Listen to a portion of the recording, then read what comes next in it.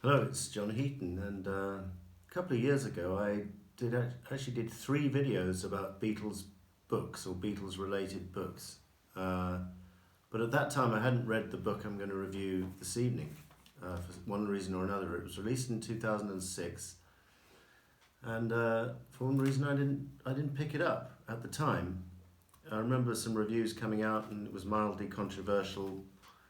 And but the only excuse I can give is I don't live in England anymore, so I didn't get round to ordering it. But I did order it about 3 months ago.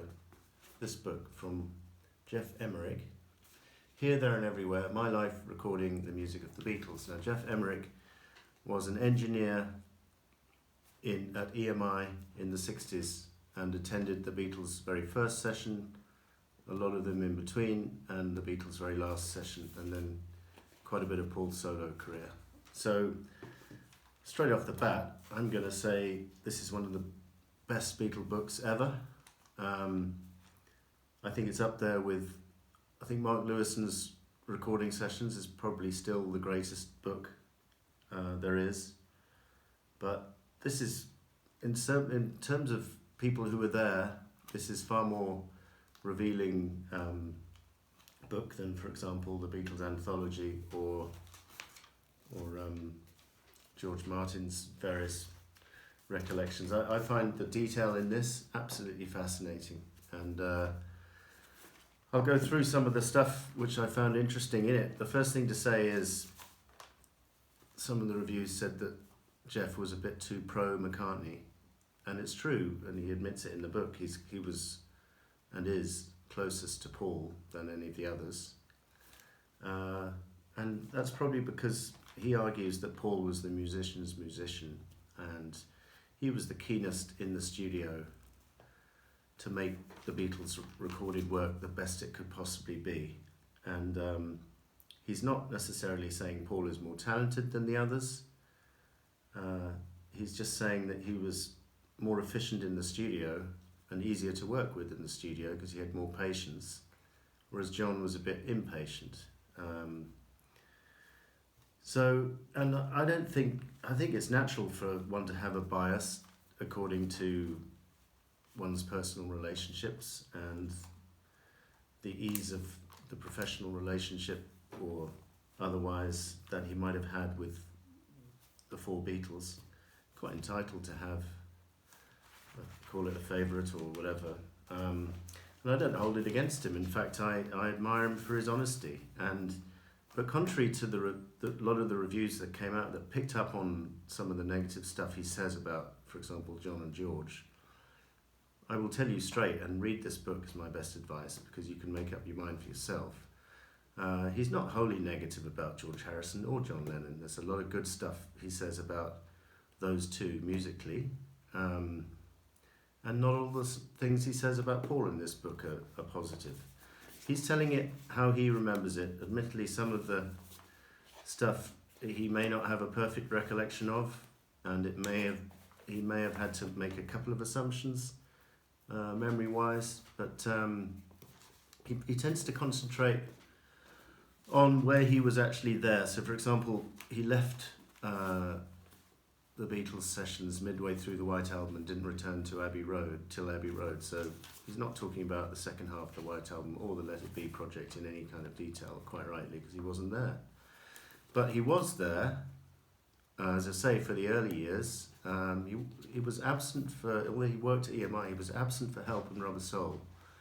But he was there for a lot of the first few albums, and then he got promoted when Norman Smith, the engineer, the Beatles, left to follow his path with Pink Floyd, who he'd just discovered.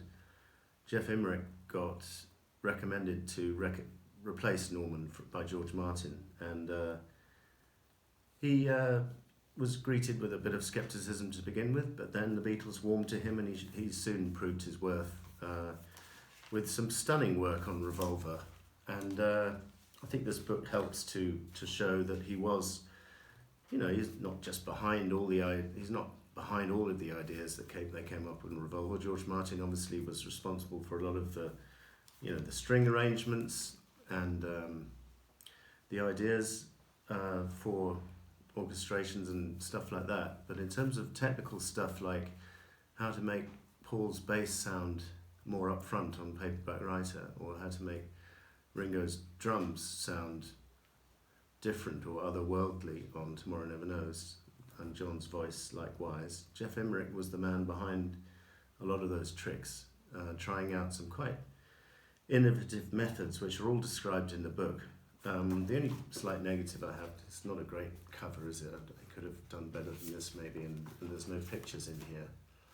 But that's a minor quibble because there's a lot within this pages, and I've been following the Beatles since 1978 now, and I've learned a whole lot from this book, so thanks, Geoff.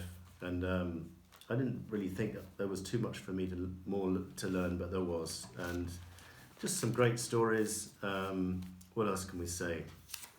So he talks about how he first got his job at EMI by writing off to every record company under the sun, and saying how he wanted to become an engineer, having meetings with the careers officer at school and saying he wasn't interested in any conventional kind of job. He had his heart set on music, and very determinedly stuck to his guns on that, and ended up with a job at EMI when a vacancy was going. And he's there on the very first Beatles session, as I say, as a junior assistant, and then climbed the ropes and is there for example, on Hard Day's Night, he talks about, and he does refer to the fact that George Harrison struggled to play the guitar solo on occasions. But I don't doubt him for his stories. I take him at his word. I think in the early days, George perhaps wasn't so fluent as a guitarist. And the way George achieved the Hard Day's Night solo was quite interesting, because George played the solo notes on the piano at half speed, and George mirrored those notes on the guitar, and then they sped it up. So that was quite interesting. And the book is full of little tricks they came up with on various songs. Tomorrow Never Knows included, of course. Taxman, you'll find Geoff being very complimentary about this particular George Harrison song and saying it's got a very clever lyric. Interestingly, on Got to Get You Into My Life, when Paul was recording his vocal, John was running out of the control room and shouting his enthusiasm, and Geoff was very moved by this touch of team spirit, which was apparent within the Beatles during the Revolver sessions and would continue into the Pepper sessions. Geoff remembers when John and Paul walked into EMI at the beginning of the Pepper sessions and explained to George Martin, well, we're not doing any touring, and so we want this album to sound completely different, with different sounds. And George looked a bit nonplussed, but pretty soon all eyes turned to Geoff Emerick, because if people were after new sounds, then Geoff was the man. Obviously, he was ably assisted by other people at EMI in the 60s, such as Richard Lush, who went on to work with John, Phil MacDonald, who went on to work with John and George as well, Alan Parsons in later years, Ken Scott. But Geoff is probably at the foremost in terms of the engineers for the Beatles. And there's just millions of little anecdotes in this book. It's a brilliant book. And you won't find yourself being troubled by his pro-McCartney stance, I don't think, because as I say, it's not comprehensive, and he's very complimentary in many cases to George Harrison in the later 60s. Being honest enough to admit he doesn't like Within You Without You when George first played it on the acoustic guitar, but the more it got embellished with George Martin's orchestrations and the Indian instruments, he concedes it became an absolute masterpiece. And I think that is one example where the song itself is maybe not that strong, but it was turned by the studio team at EMI with Geoff, George Martin, and the others into a masterpiece. And I Am the Walrus is another one where Geoff feels the underlying song is maybe not brilliant, but the finished product is, because of the team effort there. Loads of other instances, Penny Lane, with Paul overdubbing the keyboard part millions of times, and the other Beatles were all sitting there getting bored. Ringo was off playing chess in the corner. At that time, all four Beatles attended every single session, regardless of whether they were needed, showing that degree of team spirit, which was apparent up until Pepper, I would say. And then when I'm 64, Geoff explains how he closely mic'd the clarinet to get that particular sound on that song he's very proud of. Day in the Life, that alarm clock was just put in by Mal Evans as a joke at the end of the 24 bar, and Geoff couldn't get rid of it. And then it turned out to be a godsend when Paul came up with the fell out of bed line with the alarm clock going off just before he sang that line, woke up. So that was interesting. And then the White Album, he's very dismissive of, and this is unfortunate because many of us obviously think the White Album is one of the Beatles' greatest, but I think Geoff's opinion of it is coloured, as he admits, because he had some pretty unpleasant times, and the Beatles were very nasty, not only to each other, but they took it out on the EMI staff as well. And John would shout, haven't you fixed my bloody guitar sound yet on Revolution? And Geoff basically was pretty underwhelmed with the songs which they were coming up with, such as he didn't much like Revolution. And then Don't Pass Me By was recorded, Open a D was recorded to death. And he just contrasted that, the beginning of the White Album sessions to the beginning of Pepper, for example, when they started off with those monumental songs, Strawberry Fields and Penny Lane. And then in the White Album they go on to do Revolution 9, and he remembers big debates about whether it should have been on the album, and John was adamant that it should be, Paul was arguing against it, big rows. Yoko chipped in and said, I think it's great, which didn't go down very well. By the way, the arrival of Yoko in this book is well documented, and put it this way, she wasn't exactly a positive help on the atmosphere, which was already developing to be a bit taut between the four. And then at the Abbey Road sessions, a bed was brought into the studio, as we know. So, but there are good, fresh moments in the later years where Geoff really enjoyed the session, and Ballad of John and Yoko is highlighted as being a very joyful session with just John and Paul contributing. Hey Bulldog from the previous year, again, a very happy session. He's not saying that on any of the White Album tracks that I can see, apart from Blackbird, which was recorded solo by Paul. And then he left. He literally walked out of in the middle of the White Album sessions, and was not involved until brought back by Paul for Abbey Road along with George Martin. They were brought back, told them we were going to make an album like we used to. And that album, by all accounts, as we know, a little bit more pleasant and relaxed atmosphere, with some arguments in between, of course, and that's backed up by Geoff here. And a particularly nice passage is when he's describing the four Beatles recording the Because vocals. So they had three of them working out their harmonies with George Martin for hours and hours, and then going down and singing it together many, many times, knowing they had to get it right. And even Ringo, even though he wasn't singing, was down there with the other three, giving his moral support, eyes closed, just willing his colleagues on. And Geoff remarks that he saw the Beatles at their very best that day, and he wonders if they could keep that team spirit going a bit longer, whether they could have gone on to make great music. He discusses the split and basically agrees with what most people think about Brian Epstein and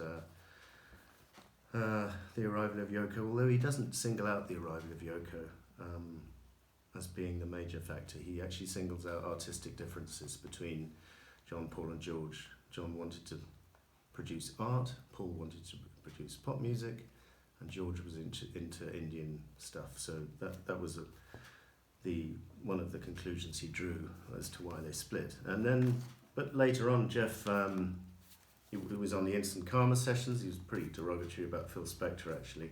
In fact, he's not very complimentary about other producers in general, and that's a little bit of a shame, because I think he could have remarked that even though Phil Spector's methods on Instant Karma were a bit unusual and maybe a bit authoritarian, the drum sound he gets on Instant Karma is outstanding, and I would have been interested to hear Geoff's opinion on that.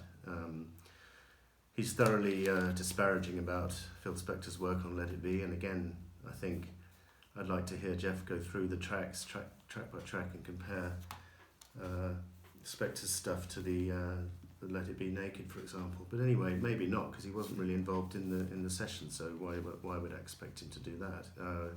After the Beatles, he was involved with Badfinger, who he talks about briefly, and then he was involved with Elvis Costello, which is interesting. Imperial Bedroom from 1982 is produced by him.